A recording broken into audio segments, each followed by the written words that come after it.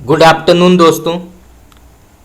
तो जैसे कि आप सब जानते हैं कि हिंदी साहित्य 1000 प्रश्न उत्तर का हमारा क्लास चल रहा है और अभी तक जो है हमने 5 क्लास कंप्लीट कर लिया है। आज क्लास नंबर 6 का आरंभ होने जा रहा है और आज भी हम हिंदी साहित्य के अत्यंत ही महत्वपूर्ण प्रश्न उत्तर डिस्कस करेंगे जो विभिन्न प्रकार के प्रतियोगी परीक्षाओं में पूछा गया है। टीजीटी, पीजीटी, नेट और भी जो विभिन्न प्रकार के प्रतियोगी परीक्षाएं हैं उसमें ये पूछा गया है। तो चलिए शुरू करते हैं। पहला सवाल, समझदारी आने पर यौवन चला जाता है, जब तक माला गूंथी जाती है फूल कुम्हला जाते हैं। जयशंकर प्रसाद कृत चंद्रगुप्त नाटक का यह संवाद पात्र द्वारा बोला गया है। तो फिर से पढ़ते हैं। समझदारी आने पर यौवन चला जाता है, जब तक माला गूंथी जाती है फूल कुम्हला जाते हैं। तो ये संवाद चंद्रगुप्त नाटक के किस पात्र ने कहा है? तो इसका सही उत्तर होगा आपका चाणक्य ने। तो चाणक्य ने ये कहा है कि समझदारी आने पर यौवन चला जाता है, जब तक माला गूंथी जाती है फूल कुम्हला जाते हैं। तो आप इसको नोट कर सकते हैं। चलिए आगे बढ़ते हैं। काव्य शोभाया कर्तारो धर्म गुणाः, ये उक्ति किसकी है? तो इसका सही उत्तर होगा आपका आचार्य वामन। चलिए आगे बढ़ते हैं। जहां समानार्थक विशेषणों से प्रस्तुत के वर्णन द्वारा अप्रस्तुत का बोध कराया जाए वहां कौन सा अलंकार होता है?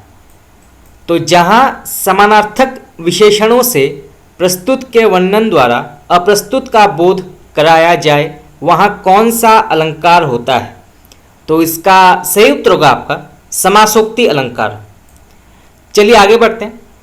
मैं साहित्य को मनुष्य की दृष्टि से देखने का पक्षपाती हूँ, ये कथन किसका है? बहुत ही प्रसिद्ध कथन है, कई बार एग्जाम में पूछा गया है, तो आप इसको नोट कर सकते हैं।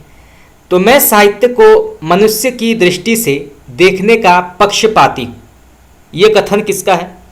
तो इसका सही उत्तर होगा आपका आचार्य हजारी प्रसाद द्विवेदी। चलिए आगे बढ़ते हैं। अलंकार को काव्य की आत्मा मानकर रस को महत्व गौण कर दिया, किस आचार्य ने? तो अलंकार को काव्य की आत्मा मानकर रस का महत्व गौण कर दिया, किस आचार्य ने? तो इसका सही उत्तर होगा आपका भामा ने। जब वक्रोक्ति वक्ता की कंठ ध्वनि पर आश्रित होती है तब उसे क्या कहा जाता है? तो जब वक्रोक्ति वक्ता की कंठ ध्वनि पर आश्रित होती है तब उसे क्या कहा जाता है? तो इसका सही उत्तर होगा आपका काकु वक्रोक्ति। काव्यालंकार, काव्यादर्श, ध्वन्यालोक एवं साहित्य दर्पण में से आचार्य भामा की रचना कौन सी है? ये प्रश्न कई बार पूछे गए हैं। तो काव्यालंकार, काव्यादर्श, ध्वन्यालोक और साहित्य दर्पण में से आचार्य भामा की रचना कौन सी है? तो इसका सही उत्तर होगा आपका काव्यालंकार। इसके लेखक हैं आचार्य भामा। बाकी काव्यादर्श इसके लेखक हैं दंडी, ध्वन्यालोक के लेखक हैं आनंदवर्धन और साहित्य दर्पण के लेखक हैं विश्वनाथ। तो आप इसको नोट कर सकते हैं। चलिए आगे बढ़ते हैं।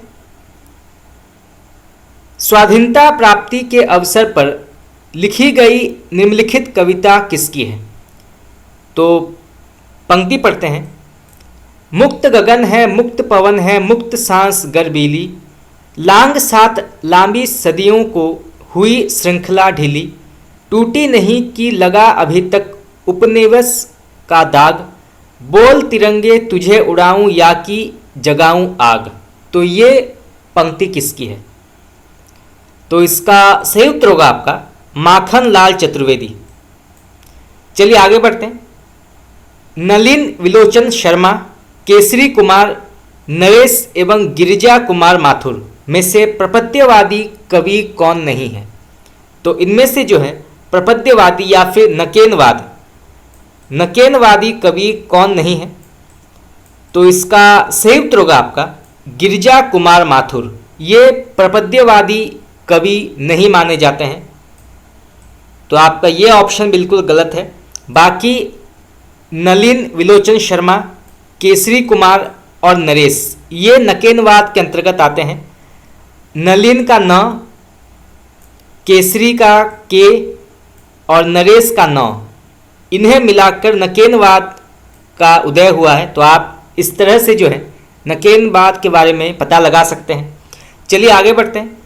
कविता तो कवि की आत्मा का आलोक है, उसके हृदय का रस है, जो बाहर की वस्तु का अवलंब लेकर फूट पड़ती है। ये कथन किसका है? तो फिर से पढ़ते हैं। कविता तो कवि की आत्मा का आलोक है, उसके हृदय का रस है, जो बाहर की वस्तु का अवलंब लेकर फूट पड़ती है। तो ये कथन किसका है? तो इसका सही उत्तर होगा आपका रामधारी सिंह दिनकर। प्रेमचंद के प्रसिद्ध उपन्यास पर आधारित नाटक कौन सा है? ये प्रश्न कई बार पूछा गया है। तो प्रेमचंद के प्रसिद्ध उपन्यास पर आधारित नाटक कौन सा है? तो इसका सही उत्तर होगा आपका सूरदास।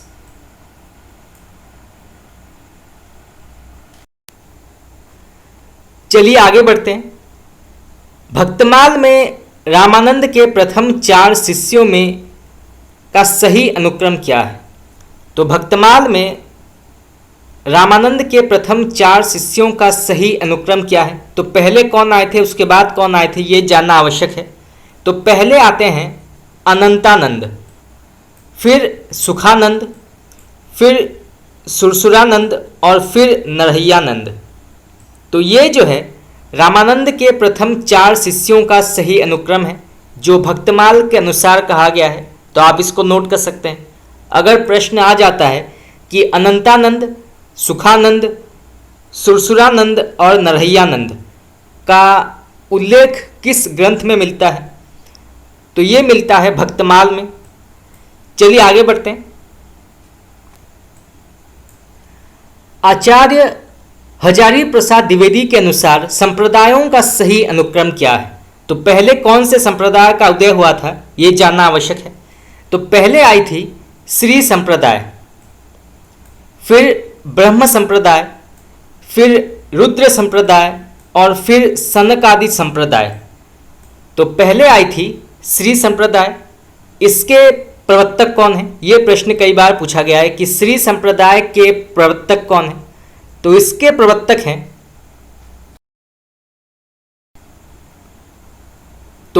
प्रवर्तक हैं रामानुजाचार्य। फिर ब्रह्म संप्रदाय, इसके प्रवर्तक हैं मध्वाचार्य। फिर रुद्र संप्रदाय, इसके प्रवर्तक हैं विष्णु स्वामी।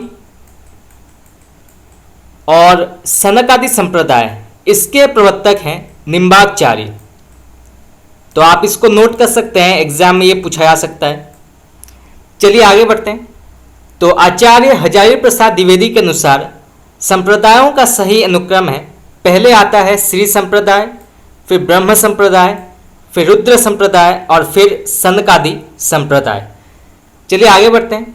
कालक्रम की दृष्टि से काव्य कृतियों का सही अनुक्रम क्या है? तो इसका सही उत्तर होगा आपका पहले प्रकाशित हुई थी अंग दर्पण, फिर विरह वारिस, फिर व्यंग्यार्थ कौमुदी और फिर मधुर प्रिया। तो प्रकाशन वर्ष के अनुसार रचनाओं का सही अनुक्रम क्या है? तो पहले प्रकाशित हुई थी रश्मिरथी, फिर कनुप्रिया, फिर संशय की एक रात और फिर द्रौपदी। तो आप इसको नोट कर सकते हैं।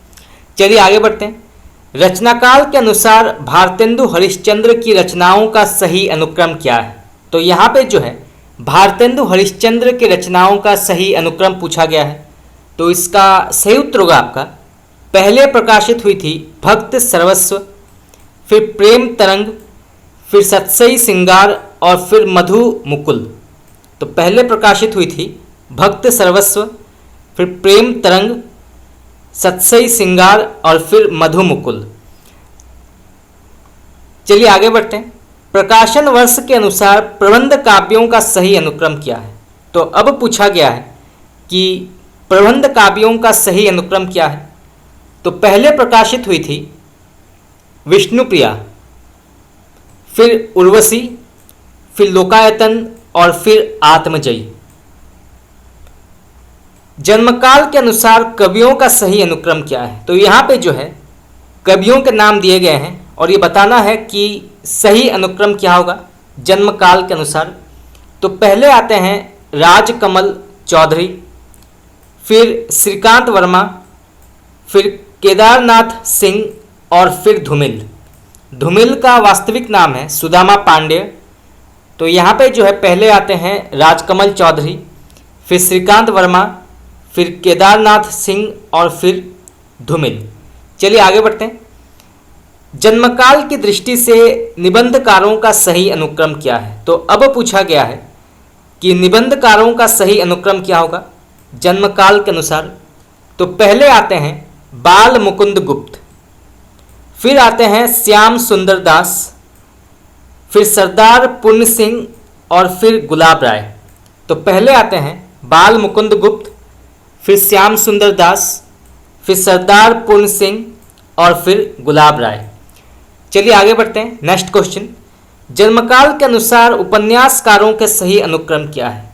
तो अब पूछा गया है कि उपन्यासकारों का सही अनुक्रम क्या है। पहले हमने पढ़ा कि निबंधकारों का सही अनुक्रम क्या है। अब जो है यहाँ पे कुछ उपन्यासकारों के बारे में पूछा गया है कि इनका सही अनुक्रम क्या होगा। तो पहले आते हैं यशपाल, फिर हजारी प्रसाद द्विवेदी, फिर अज्ञे और फिर रांगे राघव। तो पहले आते हैं यशपाल, फिर आचार्य हजारी प्रसाद द्विवेदी, फिर अज्ञे और फिर रांगे राघव। चलिए आगे बढ़ते हैं। प्रकाशन वर्ष के अनुसार कहानी संग्रहों का सही अनुक्रम क्या है। तो यहाँ पे जो है कहानी संग्रहों का सही अनुक्रम पूछा गया है। तो पहले आता है शरणार्थी, फिर ठुमरी, फिर सतह से उठता आदमी और फिर शोभा यात्रा। तो पहले आता है शरणार्थी, फिर ठुमरी, फिर सतह से उठता आदमी और फिर शोभा यात्रा। जन्मकाल के अनुसार नाटककारों का सही अनुक्रम क्या है। तो अब जो है नाटककारों के बारे में पूछा गया है कि इनमें से सही अनुक्रम क्या होगा। तो इसका सही उत्तर होगा आपका, पहले आते हैं हरिकृष्ण प्रेमी, फिर भीष्म साहनी, फिर मोहन राकेश और फिर शंकर शेष। चलिए आगे बढ़ते हैं। प्रकाशन वर्ष के अनुसार निबंध संग्रहों का सही अनुक्रम क्या है। तो यहाँ पे जो है प्रकाशन वर्ष के अनुसार निबंध संग्रहों का सही अनुक्रम पूछा गया है। तो पहले प्रकाशित हुई थी अंगद के पाँव, अंगद के पाँव, इसका समय है 1958। फिर अद्यतन, इसका समय है 1977। फिर विकलांग श्रद्धा का दौर, इसका समय है 1980 1980। और फिर मराल, इसका समय है 1993। तो पहले प्रकाशित हुई थी अंगद का पाँव, फिर अद्यतन, फिर विकलांग श्रद्धा का दौर और फिर मराल। चलिए आगे बढ़ते हैं। नाटक के कथानक में कुछ दृश्य सूच्य होते हैं। 5 प्रकार के इन सूच्य कथानकों का सही अनुक्रम क्या है। तो यहाँ पे जो है ये प्रश्न पूछा गया है कि प्रत्येक नाटक के कथानक में कुछ दृश्य सूच्य होते हैं, तो उन सूच्यों का सही अनुक्रम क्या है। तो पहले कौन सा भाग आता है, उसके बाद कौन सा भाग आता है, ये जानना आवश्यक है। तो इसका सही उत्तर होगा आपका, पहले आता है विषकंभक, फिर प्रवेशक, फिर चुल्लिका, फिर अकांस्य और फिर अंकावतार। तो आप इसको नोट कर सकते हैं। पहले आता है विषकंभक, फिर प्रवेशक, फिर चुल्लिका, फिर अकांस्य और फिर अंकावतार। चलिए आगे बढ़ते हैं। प्रकाशन वर्ष के अनुसार आचार्य हजारी प्रसाद द्विवेदी के आलोचना ग्रंथों का सही क्रम क्या है। तो आचार्य हजारी प्रसाद द्विवेदी के अनुसार जो है उनके लिखे गए आलोचना ग्रंथों का सही अनुक्रम क्या है। तो पहले कौन सी प्रकाशित हुई थी, उसके बाद कौन सी प्रकाशित हुई थी, ये जानना आवश्यक है। तो इसका सही उत्तर होगा आपका, पहले प्रकाशित हुई थी हिंदी साहित्य की भूमिका, इसके बाद हिंदी साहित्य का आदिकाल, फिर लालित्य मीमांसा और फिर मध्यकालीन बोध का स्वरूप। तो पहले प्रकाशित हुई थी हिंदी साहित्य की भूमिका। तो हिंदी साहित्य की भूमिका ये प्रकाशित हुई थी 1940 1940 में। इसके बाद हिंदी साहित्य का आदिकाल ये प्रकाशित हुआ था 1952 1952 में। इसके बाद लालित्य मीमांसा और फिर मध्यकालीन बोध का स्वरूप। खास करके ये दो प्रश्न कई बार पूछे गए हैं, हिंदी साहित्य की भूमिका और हिंदी साहित्य का आदिकाल, इनका समय क्या है। तो हिंदी साहित्य की भूमिका इसका समय है 1940 और हिंदी साहित्य का आदिकाल इसका समय है 1952। चलिए आगे बढ़ते हैं। सुरेंद्र वर्मा के नाटकों का सही अनुक्रम क्या है। तो यहाँ पे जो है सुरेंद्र वर्मा के नाटकों का सही अनुक्रम पूछा गया है। तो पहले आता है द्रौपदी। तो द्रौपदी ये प्रकाशित हुई थी 1972 में। इसके बाद आठवां सर्ग ये प्रकाशित हुई थी 1976 में। इसके बाद एक दूनी एक ये प्रकाशित हुई थी 1987 में। और फिर रति का कंगन ये प्रकाशित हुई थी 2011 में। ये प्रश्न कई बार पूछा गया है। आठवां सर्ग इसके लेखक कौन है। तो इसके लेखक हैं सुरेंद्र वर्मा और ये प्रकाशित हुई थी 1976 में। चलिए आगे बढ़ते हैं। यहाँ पे मिलान करना है। सूची 1 में काव्य पंक्तियों के बारे में कहा गया है और सूची 2 में रचनाकारों के बारे में। तो पहले पंक्ति पढ़ते हैं।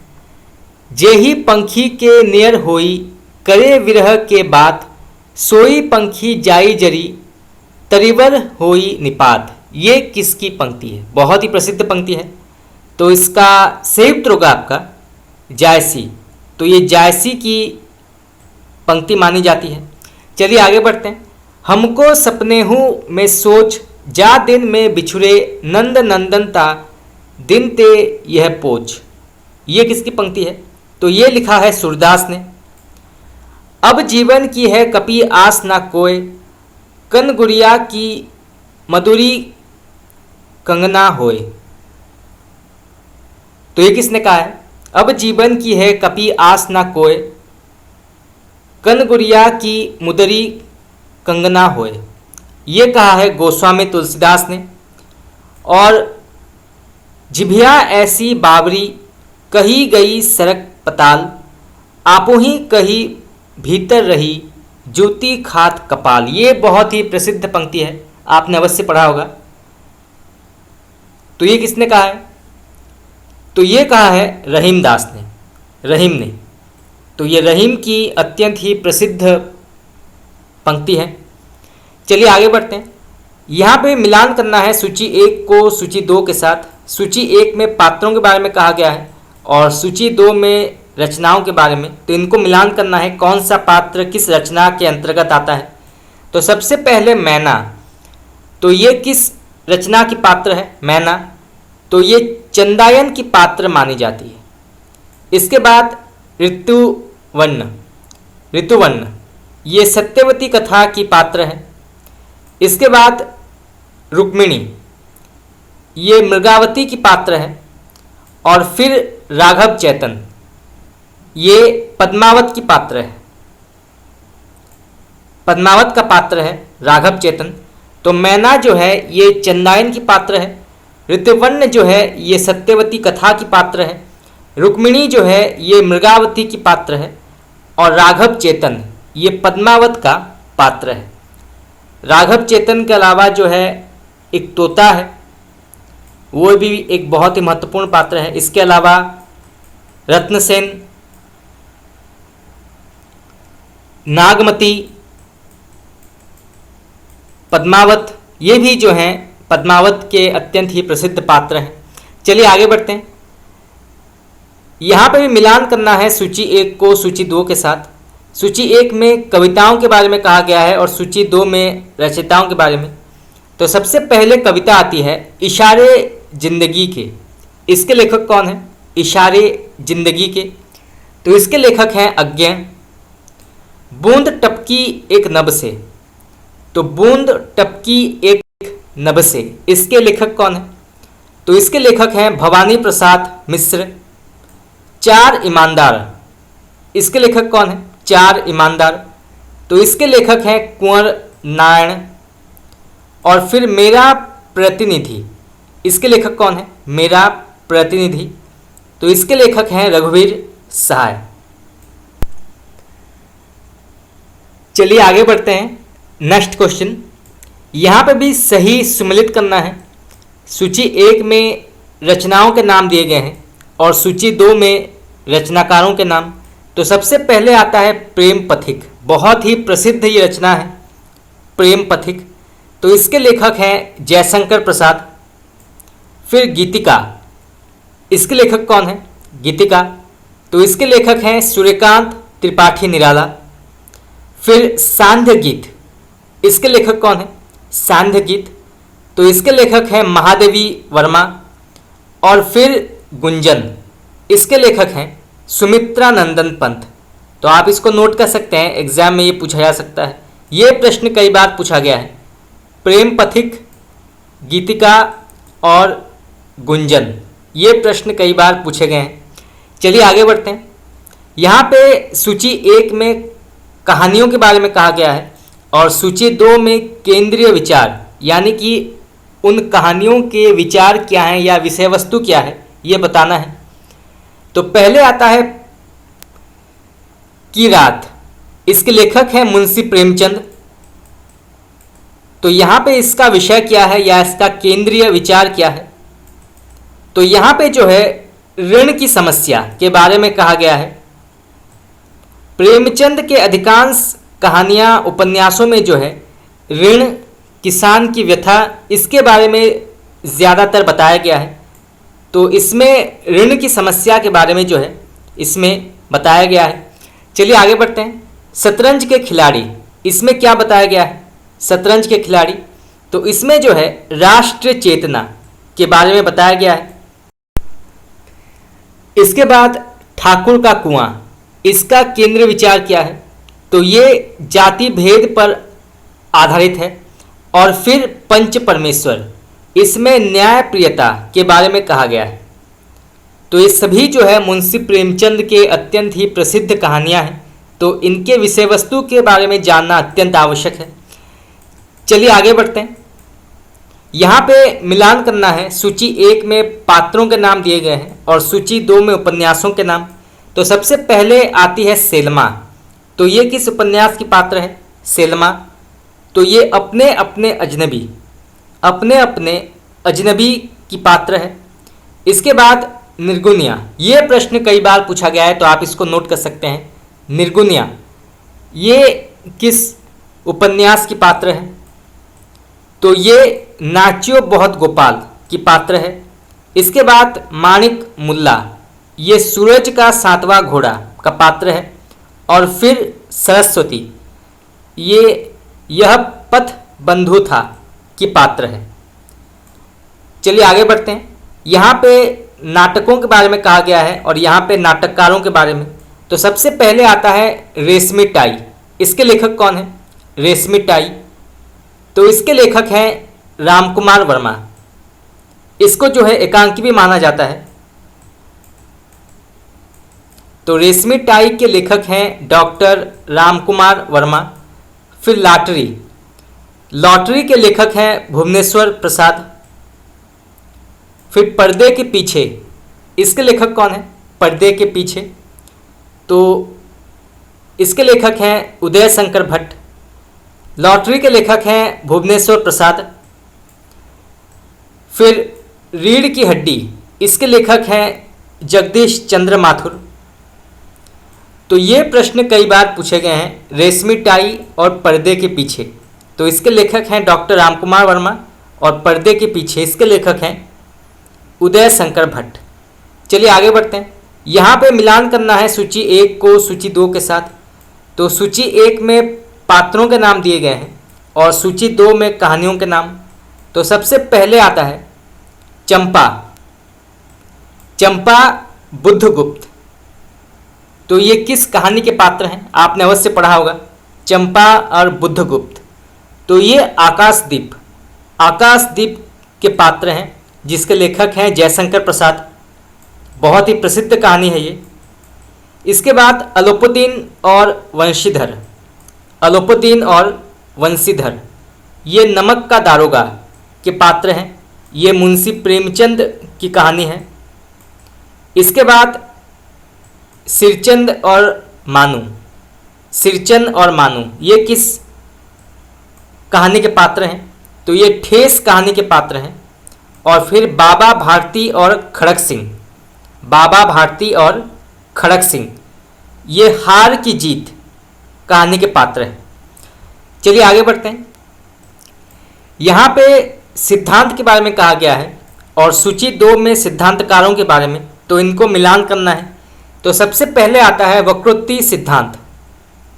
इसके प्रवर्तक कौन है या इसके सिद्धांतकार कौन है? तो इसके सिद्धांतकार हैं कुंतक। इसके बाद रीति सिद्धांत, इसके सिद्धांतकार हैं वामन। फिर औचित्य सिद्धांत, इसके सिद्धांतकार हैं क्षेमेंद्र। और फिर ध्वनि सिद्धांत, इसके सिद्धांतकार हैं आनंदवर्धन। इसके अलावा अलंकार सिद्धांत, उसके सिद्धांतकार हैं भामह। ये भी जानना आवश्यक है।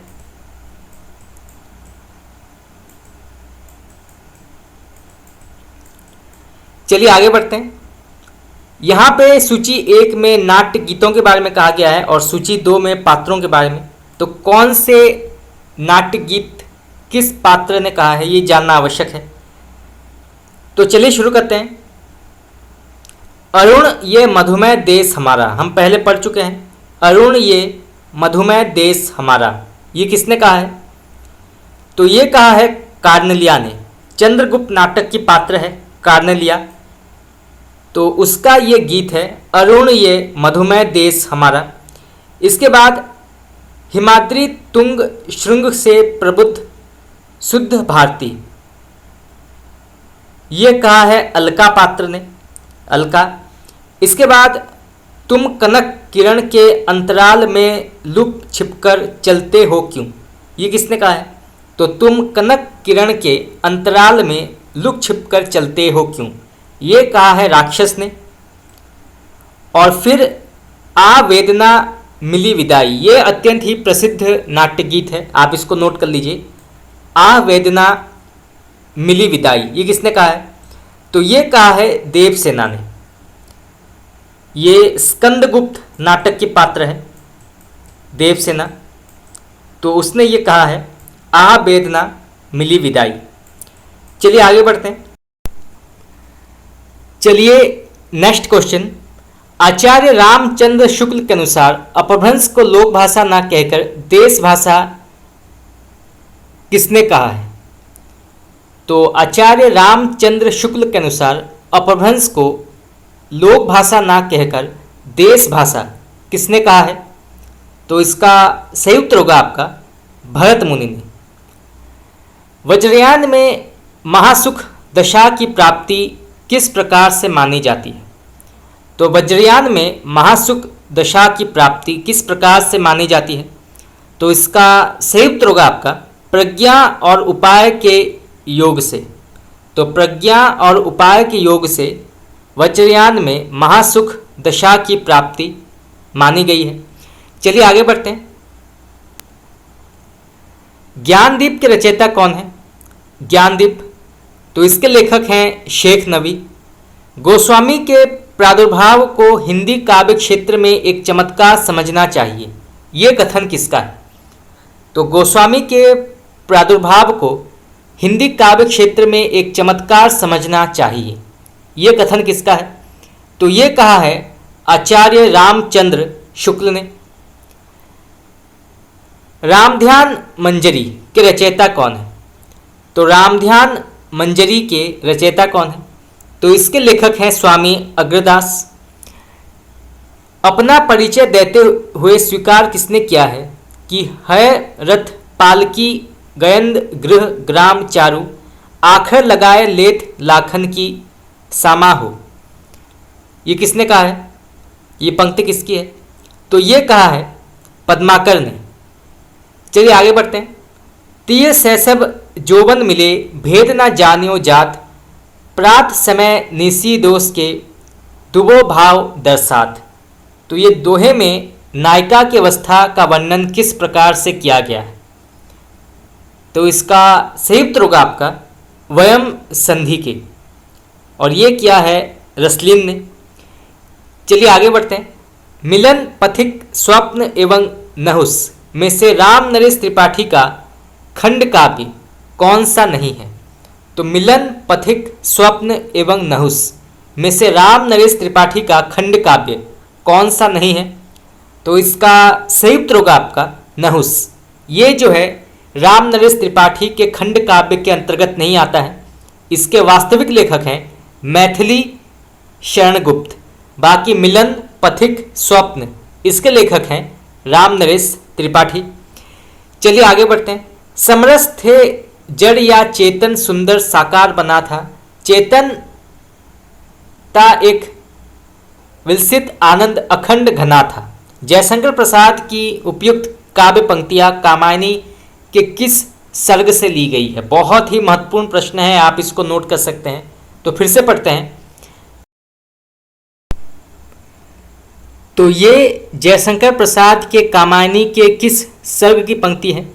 तो ये आनंद सर्ग के अंतर्गत आता है। समरस थे जड़ या चेतन सुंदर साकार बना था, चेतनता एक विलसित आनंद अखंड घना था। चलिए आगे बढ़ते हैं। बालकृष्ण भट्ट द्वारा रचित उपन्यास कौन सा है? बहुत ही प्रसिद्ध उपन्यास है। तो इसका सही उत्तर होगा आपका 100 अजान एक सुजान।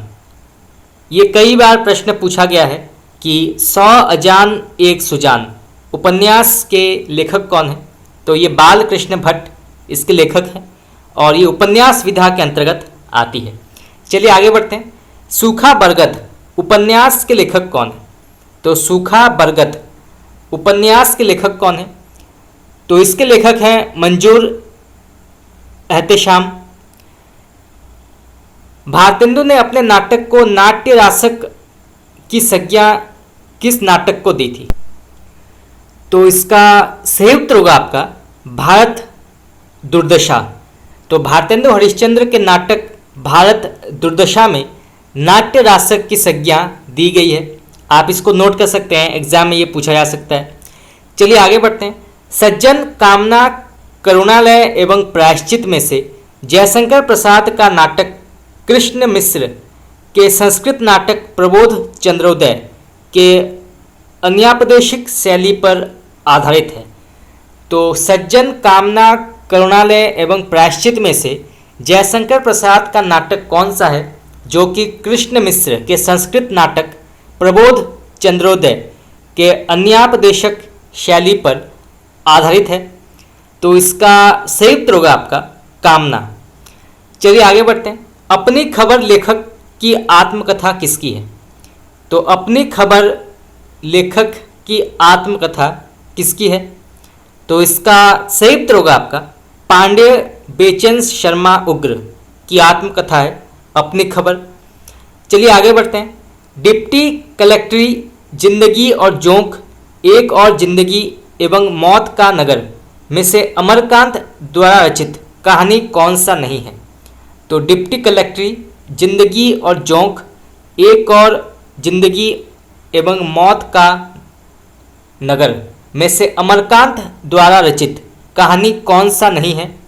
तो इसका सही उत्तर होगा आपका एक और जिंदगी। इसके लेखक हैं मोहन राकेश। बाकी डिप्टी कलेक्टरी जिंदगी और जोंक और मौत का नगर इसके लेखक हैं अमरकांत।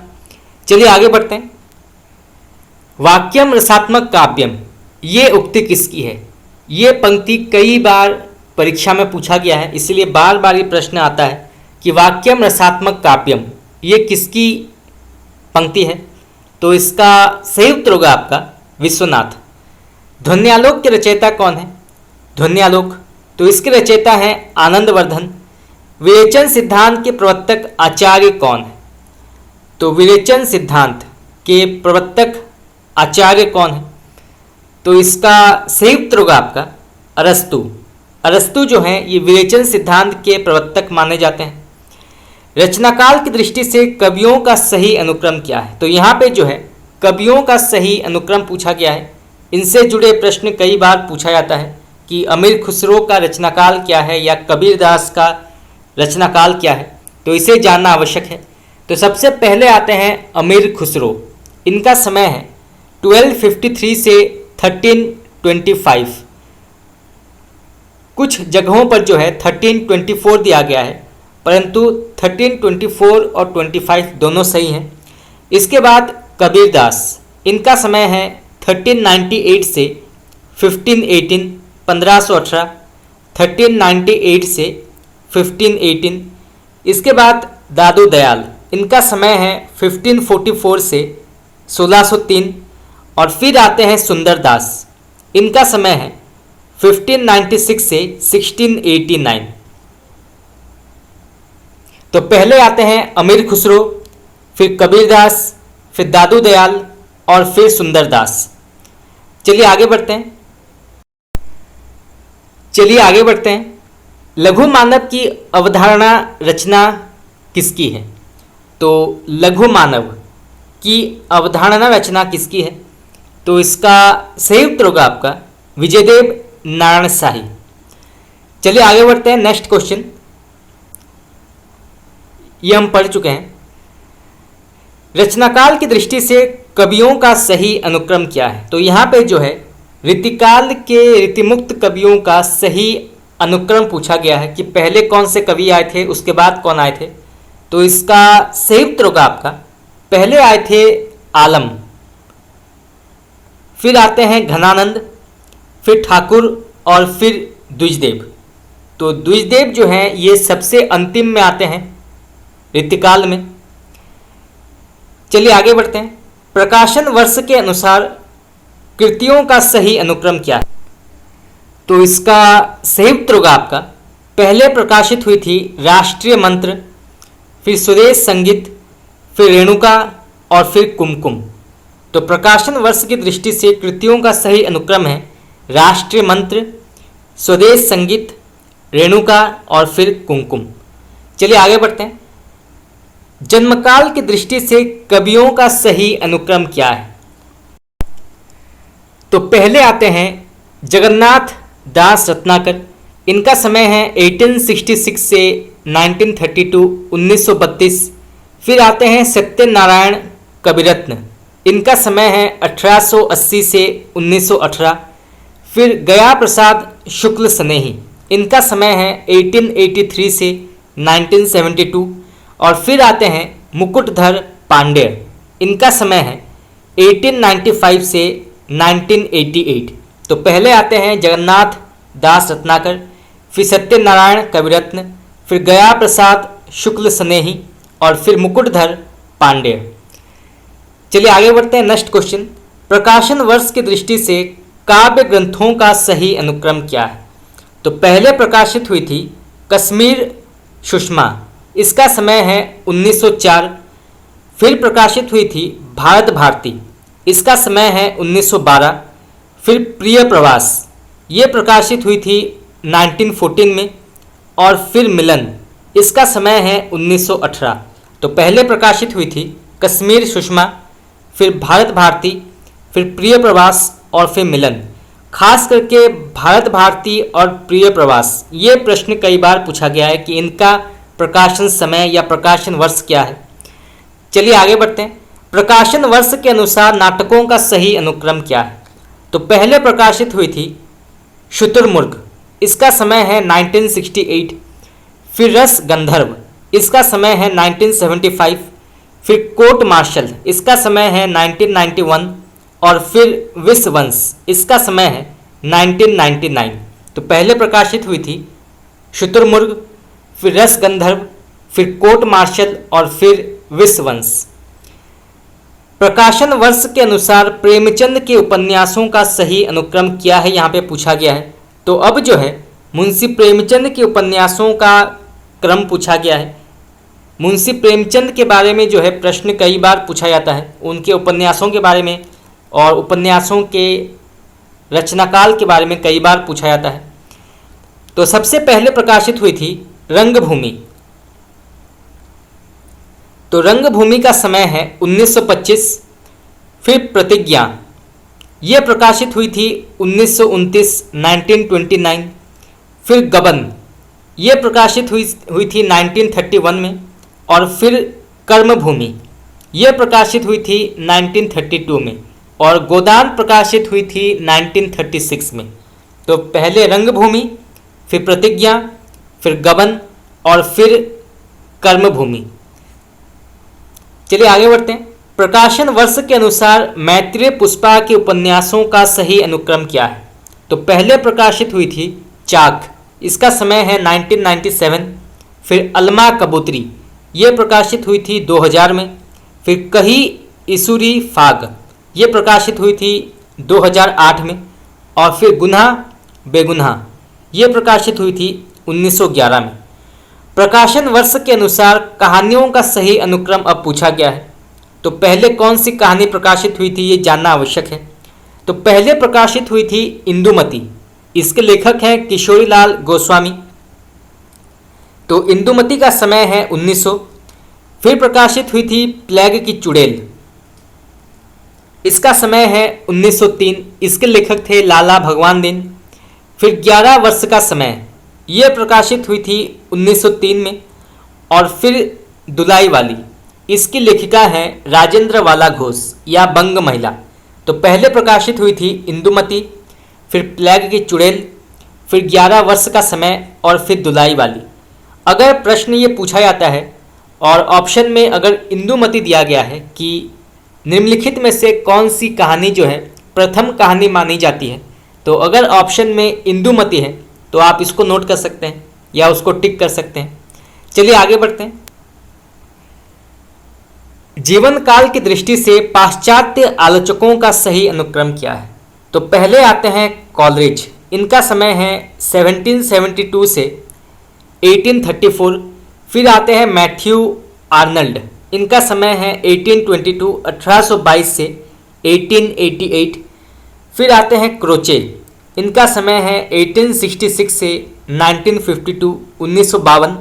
और फिर आई.ए. रिचर्ड, इनका समय है 1893 से 1979। तो आप इसको नोट कर सकते हैं।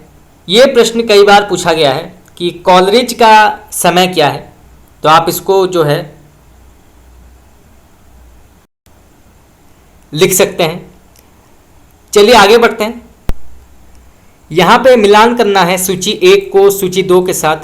सूची 1 में कवियों के नाम दिए गए हैं और सूची 2 में आश्रयदाताओं के नाम दिए गए हैं या आश्रयदाता राजाओं के बारे में कहा गया है। तो सबसे पहले आते हैं घनानंद। ये किस राजा के आश्रय में रहते थे? घनानंद। तो ये मोहम्मद शाह रंगीला के आश्रय में रहते थे। इसके बाद पद्माकर, ये जगत सिंह के आश्रय कवि थे। इसके बाद केशवदास, ये ओरछा नरेश के आश्रय कवि थे। और फिर देव कवि, ये आजम शाह के आश्रय कवि थे। तो आप इसको नोट कर सकते हैं। खास करके ये प्रश्न कई बार पूछा जाता है कि केशवदास और घनानंद, इनके आश्रयदाताओं का नाम क्या है, तो इसे जानना आवश्यक है। चलिए आगे बढ़ते हैं। यहाँ पे पहले सूची में पात्रों के नाम दिए गए हैं और दूसरे सूची में काव्यों के नाम। तो सबसे पहले आता है कैमास। ये किस काव्य का पात्र है? कैमास। तो ये पृथ्वीराज रासो का पात्र है। इसके बाद परमाल, ये आल्हा खंड का पात्र है। इसके बाद राघव चेतन, ये पद्मावत का पात्र है। और फिर इब्राहिम शाह, ये कीर्तिलता के अंतर्गत पात्र आते हैं। तो आप इसको नोट कर सकते हैं, एग्जाम में ये पूछा जा सकता है। चलिए आगे बढ़ते हैं। यहाँ पे काव्य पंक्तियों के बारे में कहा गया है और यहाँ पे कवियों के बारे में। तो पहले पंक्तियाँ पढ़ते हैं। हे मेरी तुम आओ बैठे पास पास, हम हास और परिहास करें। ये किसने कहा है? तो हे मेरी तुम आओ बैठे पास पास, हम हास और परिहास करें। तो इसके लेखक हैं केदारनाथ अग्रवाल। इसके बाद और वो सुरक्षित नहीं है जिसका नाम हथियारों की सूची में नहीं है। इसके लेखक हैं धूमिल। साम्यवाद के पथ में लीड किया करते हैं। मानवता का पोस्टर देखा लगे रेंकने। ये किसने कहा है? तो ये कहा है त्रिलोचन ने। और फिर कर गई चाक तिमिर का सीना, जोत की फांक और यह तुम थी। इसके लेखक कौन है? तो इसके लेखक हैं नागार्जुन। ये नागार्जुन के पंक्तियां हैं। चलिए आगे बढ़ते हैं। यहाँ पे भी पंक्तियां दी गई हैं, इनको भी मिलान करना है। तो सबसे पहले आता है, जीवन तेरा क्षुद्र अंश है व्यक्त नील घन माला में। तो इस पंक्ति के लेखक कौन है? जीवन तेरा क्षुद्र अंश है व्यक्त नील घन माला है। तो इसके लेखक हैं जयशंकर प्रसाद। फिर जो सोए स्वप्नों के तम में वे जागेंगे, ये सत्य बात जो देखे चुके जीवन निशित वे देखेंगे जीवन प्रभात। इसके लेखक कौन है? तो इस पंक्ति के लेखक हैं सुमित्रा नंदन पंत। यहाँ पे इसका पूरा पंक्ति है, जीवन तेरा क्षुद्र अंश है व्यक्त नील घन माला में, सौदामिनी संधि सा सुंदर क्षण भर रहा उजाला में। ये कहा है जयशंकर प्रसाद ने। इसके बाद, बांधो ना नाव इस ठाव बंधु, पूछेगा सारा गांव बंधु। बहुत ही प्रसिद्ध ये पंक्ति है, कई बार एग्जाम में पूछा गया है। बांधो ना नाव इस ठाव बंधु, पूछेगा सारा गांव बंधु। तो इसके लेखक हैं सूर्यकांत त्रिपाठी निराला। चलिए आगे बढ़ते हैं। पंथ होने दो अपरिचित, प्राण रहने दो अकेले। इसके लेखक हैं महादेवी वर्मा। चलिए आगे बढ़ते हैं। यहाँ पे मिलान करना है सूची 1 को सूची 2 के साथ। सूची 1 में काव्य ग्रंथों के बारे में कहा गया है और सूची 2 में कवियों के बारे में। तो सबसे पहले अमोला, ये किसके द्वारा लिखा गया है? अमोला काव्य ग्रंथ। तो इसके लेखक हैं त्रिलोचन शास्त्री। इसके बाद पलाशवन, पलाशवन के लेखक हैं नरेंद्र शर्मा। फिर दीप शिखा, इसके लेखक कौन है? तो इसके लेखक हैं महादेवी वर्मा। और फिर धूप के धान, धूप के धान, इसके लेखक हैं गिरिजा कुमार माथुर। तो आप इसको नोट कर लीजिए। खास करके अमोला और दीप शिखा ये कई बार पूछा गया है। चलिए आगे बढ़ते हैं। यहाँ पे नाट्य उक्ति के बारे में कहा गया है और यहाँ पे नाटकों के बारे में। तो इनको जो है नाटकों के साथ मिलान करना है। तो सबसे पहले, प्यारी वे अधम से लड़े हम, तो अधम नहीं न कर सकते हम, आर्यवंशी लोग धर्म छोड़कर लड़ना क्या जाने। ये नील देवी नाटक से लिया गया है। इसके बाद, कऊ नहीं परकत मेरो हाथ, 20 कोटि सूत होत फिरत में, हा हा होए अनाथ। ये किसने कहा है? तो ये कहा है भारतेंदु हरिश्चंद्र ने और ये भारत दुर्दशा से लिया गया है ये पंक्ति। चलिए आगे बढ़ते हैं। चना हकीम सब जो खाते, सब पर दुना टिकस लगाते। ये कहा है अंधेर नगरी में। और फिर, हमने माना कि उसको स्वर्ग लेने की इच्छा ना हो, तथापि अपने कर्मों से वह स्वर्ग का अधिकारी तो हो जाएगा। ये किस में कहा गया है? तो ये कहा गया है सत्य हरिश्चंद्र में। ये पंक्ति सत्य हरिश्चंद्र से लिया गया है। ये सभी भारतेंदु हरिश्चंद्र के रचनाओं के पंक्तियां हैं।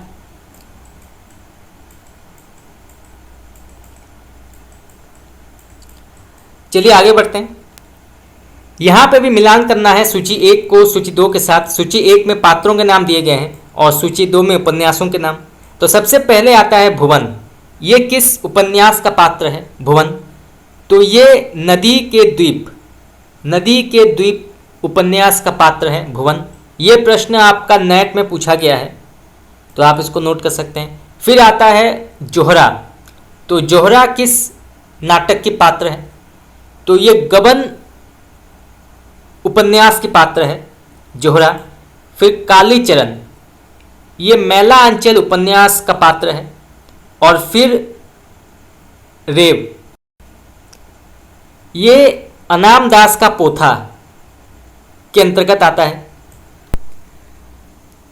चलिए आगे बढ़ते हैं। यहाँ पे मिलान करना है। पहले सूची में कहानियों के बारे में कहा गया है और दूसरे सूची में रचनाकारों के बारे में। तो सबसे पहले आता है कसाई बाड़ा। इसके लेखक हैं शिवमूर्ति। फिर तिरछी, इसके लेखक हैं उदय प्रकाश। फिर एक प्लेट सैलाब, इसके लेखक हैं मन्नू भंडारी। और फिर डैफोडिल जल रहे हैं, इसके लेखक हैं मृदुला गर्ग।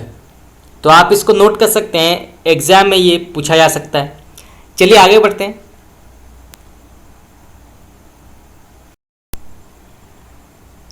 आगे बढ़ते हैं। Next question. पहले सूची में रचनाओं के नाम दिए गए हैं और दूसरे सूची में रचनाकारों के नाम। तो सबसे पहले आता है श्रृंगार प्रकाश। इसके लेखक कौन है? श्रृंगार प्रकाश। तो इसके लेखक हैं भोज। इसके बाद व्यक्ति विवेक, ये बहुत ही प्रसिद्ध रचना है। तो इसके लेखक हैं महिम भट्ट। फिर 10 रूपक, इसके लेखक हैं धनंजय। और फिर श्रृंगार तिलक, इसके लेखक हैं रुद्र भट्ट। यहाँ पे मिलान करना है। सूची 1 में रचनाओं के नाम दिए गए हैं, पाश्चात्य रचनाओं के नाम, और सूची 2 में पाश्चात्य रचनाकारों के नाम दिए गए हैं। तो सबसे पहले आता है सेक्रेड वुड, इसके लेखक हैं टी.एस. इलियट। इसके बाद रिवॉल्यूशन, तो रिवॉल्यूशन के लेखक हैं F.R. लिविस। और फिर लैंग्वेज इज जेस्चर, तो लैंग्वेज इज जेस्चर के लेखक कौन है? तो इसके लेखक हैं R.P. ब्लैकमर। और फिर आता है ए ग्रामर ऑफ मोटिव्स, तो इसके लेखक हैं केनेथ वर्क। तो आप इसको नोट कर सकते हैं। खास करके ये प्रश्न कई बार पूछा जाता है, सेक्रेड वुड और रिवॉल्यूशन, ये दोनों प्रश्न कई बार पूछे गए हैं। चलिए आगे बढ़ते हैं। संध्या भाषा से क्या अभिप्राय है? तो संध्या भाषा से क्या अभिप्राय है? तो इसका सही उत्तर होगा आपका ऊपर से लोक विरोधी अर्थ देने वाली किंतु साधना के विशुद्ध अर्थों को स्पष्ट करने वाली भाषा जो है उसको संध्या भाषा कहा जाता था। ये आदिकाल के अंतर्गत सिद्ध कवियों की भाषा मानी जाती थी। संध्या या संध्या भाषा इसको कहा जाता था। तो इसका अर्थ है ऊपर से लोक विरोधी अर्थ देने वाली किंतु साधना के विशुद्ध अर्थ को स्पष्ट करने वाली भाषा जो है इसको कहते हैं। चलिए आगे बढ़ते हैं। निरस्ता गृहस्थ के प्रति अनादर का भाव, रागात्मकता का विरोध एवं इंद्रिय निग्रह में से नाथ साहित्य की कमजोरी कौन सी नहीं है? तो निरस्ता गृहस्थ के प्रति अनादर का भाव, रागात्मकता का विरोध एवं इंद्रिय निग्रह में से नाथ संप्रदाय की कमजोरी कौन सी नहीं मानी जाती? तो इसका सही उत्तर होगा आपका इंद्रिय निग्रह। ये जो है नाथ साहित्य के अंतर्गत नहीं आती है। चलिए आगे बढ़ते हैं। राम कथा में व्याप्त अति प्राकृत तत्व के प्रति संशयग्रस्त होकर ब्राह्मणी राम कथा की प्रतिक्रिया में नई राम कथा किसने गढ़ ली? तो राम कथा में व्याप्त अति प्राकृत तत्वों के प्रति संशयग्रस्त होकर ब्राह्मणी राम कथा की प्रतिक्रिया में नई राम कथा किसने गढ़ी थी? तो इसका सही उत्तर होगा आपका पुष्पदंत। गीतावली, रामचंद्रिका, विनय पत्रिका तथा दोहावली में से तुलसीदास का ग्रंथ कौन सा नहीं है? बहुत ही आसान प्रश्न है। तो गीतावली, रामचंद्रिका, विनय पत्रिका और दोहावली में से तुलसीदास की रचना या ग्रंथ कौन सा नहीं है? तो इसका सही उत्तर होगा आपका रामचंद्रिका। इसके लेखक हैं केशव दास। और रामचंद्रिका जो है ऐसा माना जाता है कि तुलसीदास के रामचरितमानस के प्रतिस्पर्धा के लिए लिखा गया था रामचंद्र का। चलिए आगे बढ़ते हैं।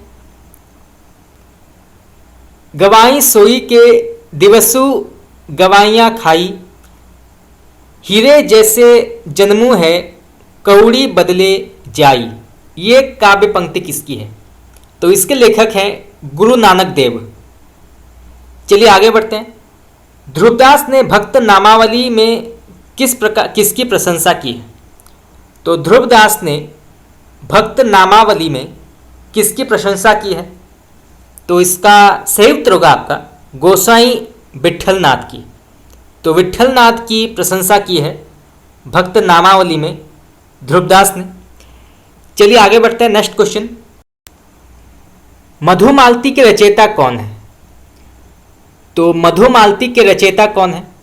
तो इसका सही उत्तर होगा आपका मंझन। रतन खान और ज्ञान बोध रचनाएं किसकी है?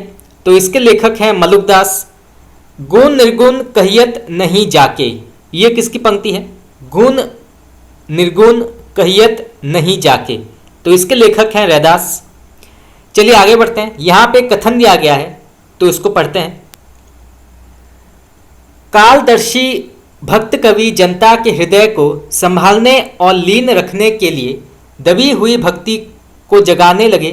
क्रमशः भक्ति का प्रवाह ऐसा विकसित और प्रबल होता गया कि उसकी लपेट में केवल हिंदू जनता ही नहीं, देश में बसने वाले सहृदय मुसलमानों में से भी न जाने कितने आ गए। तो ये कथन किसका है? बहुत ही प्रसिद्ध कथन है।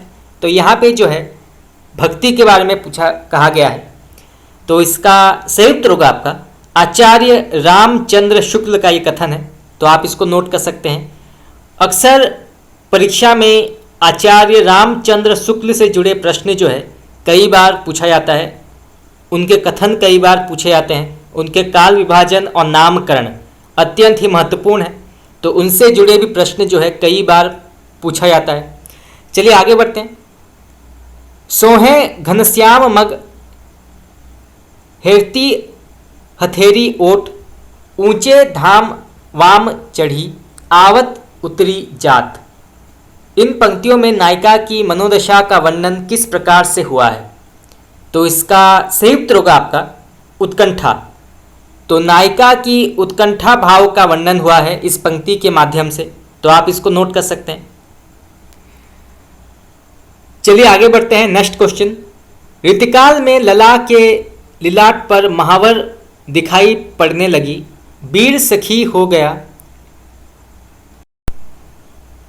नात्मक ध्वनियों की बहार आ गई, नाद योजना से मादकता को बढ़ावा मिला। ये कथन किसका है? तो इसका सही उत्तर होगा आपका बच्चन सिंह। बानी को सार बखानियों सिंगार, सिंगार को सार किशोर किशोरी। ये पंक्ति किसकी है? तो ये लिखा है देव कवि ने। चलिए आगे बढ़ते हैं। नायिका भेद की संकीर्ण सीमा में जितना लोकचित आ सकता था, इस काल यानी ऋतुकाल का उतना चित्र निश्चय ही विश्वसनीय और मनोरम है। ये कथन किसका है? तो फिर से पढ़ते हैं। नायिका भेद की संकीर्ण सीमा में जितना लोकचित आ सकता था, इस काल यानी ऋतुकाल का उतना चित्र निश्चय ही विश्वसनीय और मनोरम है। तो ये कथन किसका है? तो ये कहा है आचार्य हजारी प्रसाद द्विवेदी ने। चलिए आगे बढ़ते हैं। मतिराम के ललित ललाम का मुख्य वन्य विषय क्या है? तो ललित ललाम का मुख्य विषय क्या है? तो इसका सही उत्तर होगा आपका अलंकार निरूपण। बड़वे छंद में नायिका भेद का निरूपण किसने किया है? तो बड़वे छंद में नायिका भेद का निरूपण किसने किया था? तो इसका सही आंसर होगा आपका रहीम ने। मैंने श्री कृष्ण चंद्र को इस ग्रंथ में एक महापुरुष की भांति अंकित किया है, ब्रह्म करके नहीं। ये आख्यान किसका है? तो मैंने श्री कृष्ण चंद्र को इस ग्रंथ में एक महापुरुष की भांति अंकित किया है, ब्रह्म करके नहीं। तो इसका सही उत्तर होगा आपका हरियोध अयोध्या सिंह उपाध्याय हरिओद की ये कथन है। नेक्स्ट क्वेश्चन, दुख ही जीवन की कथा रही, क्या कहूँ आज जो नहीं कही। ये कथन किसका है? बहुत ही प्रसिद्ध कथन है, कई बार एग्जाम में पूछा गया है। दुख ही जीवन की कथा रही, क्या कहूँ आज जो नहीं कही। तो इसका सही उत्तर होगा आपका सूर्यकांत त्रिपाठी निराला की ये कथन है। नीरजा, निहार, गीतिका तथा दीपशिखा में से महादेवी वर्मा का काव्य संग्रह कौन सा नहीं है। ये प्रश्न भी कई बार पूछा गया है। तो इसका सही उत्तर होगा आपका गीतिका। इसके लेखक हैं सूर्यकांत त्रिपाठी निराला।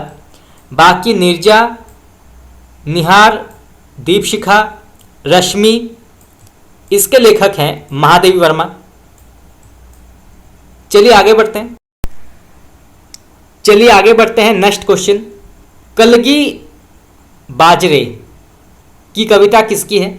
तो कलगी बाजरे की कविता किसकी है? तो इसके लेखक हैं अज्ञा।